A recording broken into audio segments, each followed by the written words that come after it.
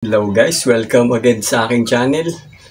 Meron tayong gagawin para makatulong sa ating makina, lalo na po sa Barako 175. Nang sa gayon maging tahimik po yung head natin. Ang gagawin natin guys ay magbubutas tayo. Ito guys ay sa mga gusto lang din gumawa o malaman kung ano magiging epekto sa makina niya guys. Disclaimer lang po, correct me if I'm wrong. And guys, simulan na natin. Barako 175. And guys, 2023 model. Ayan guys, yung banjo bolts, tatanggalin natin yan. Papalakihan natin yung butas at magdadagdag tayo. Tatagos na natin para yung makina natin ay makapag-supply ng magandang langis. At kumbaga sa ano guys, makakatulong din siya para sa ingay ng makina. Yan guys, simulan natin yung pagtanggal. Sa pagtanggal nito guys ay gagamit tayo ng 10mm. Ito guys kasi naluwagan na natin, kaya kakamayin na lang muna natin. Yan, ikutin natin pakaliwa at ang pagsara ay pakanan. Kapag guys meron kayong gustong itanong guys, comment down below. At salamat po sa inyong panonood. Don't forget to subscribe and hit the notification bell para lagi kayong update sa mga bago nating video. And guys, habang tinatanggal natin yung banjo bolts, pagkatapos natin tanggalin yan guys, papakita ko sa inyo guys yung gaano kaliit lang yung butas. Yan guys, ayan yung butas nya. Yan, ikot natin. Ayun, napakaliit guys kumpara sa mga ibang motor. Lalo na sa Raider 150, malaki po yung butas ng Raider 150, yung banjo bolts nun guys. Gagawin natin guys ay bubutasan natin siya ng 316. Yun guys, dahil bundok dito sa atin guys, ay pupunta tayo dito sa bahay ng father ko guys. Ayan, akit tayo sa hagdan.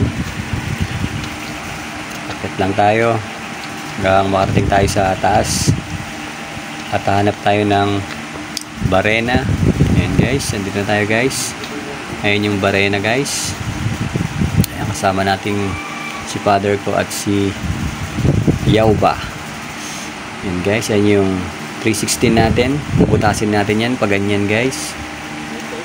Ayan, dinemo ko lang. At hahanap tayo ng gato pang ipit dun sa bolts, banjo bolts natin. Ayan, dito sa bahay ng father ko. Ayan guys, yung gato. And guys, kung titingnan nyo guys ay medyo makalawang na rin dahil hindi gano'ng gagamit. Ay chuchu, alis ka muna dyan, baka mabarena ka dyan. Yan guys, makulit yung aso natin, dila ng dila. Yun, napalo tuloy siya ni Yauba.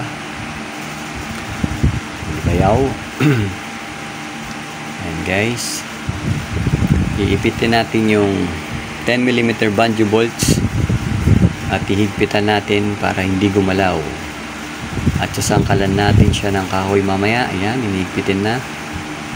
Nandito tayo sa taas kasi guys, na sa bundok tayo guys. Kaya DIY muna tayo. Maging gabay sana ito guys sa inyong paggawa at makatulong din sa inyo guys. Salamat sa inyong panonood guys.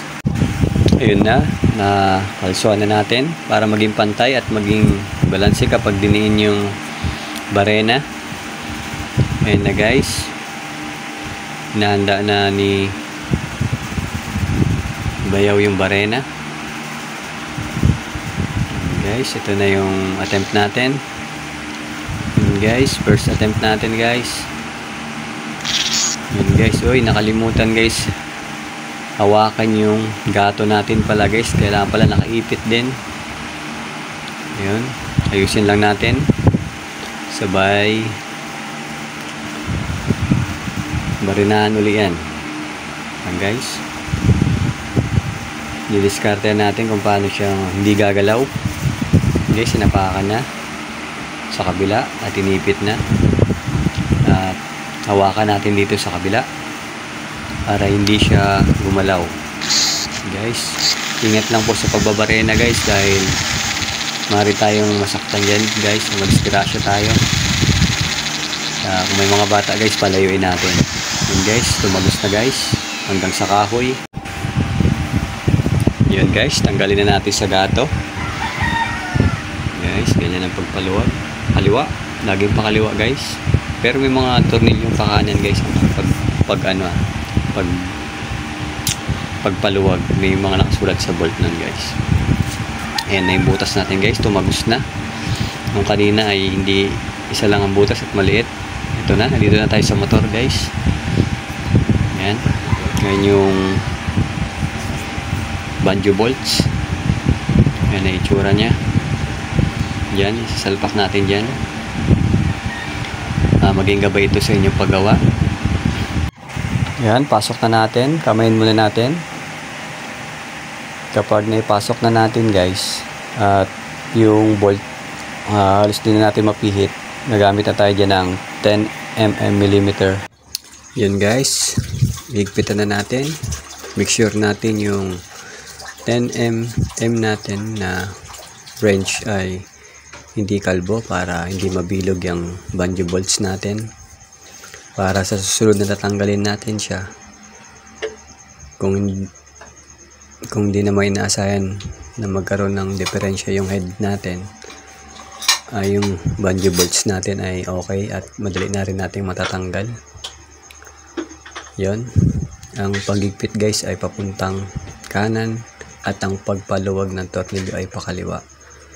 Nasabi ko na rin kanina, mayroong mga bolts na pakanan ng luwag at pakaliwa ang higpit.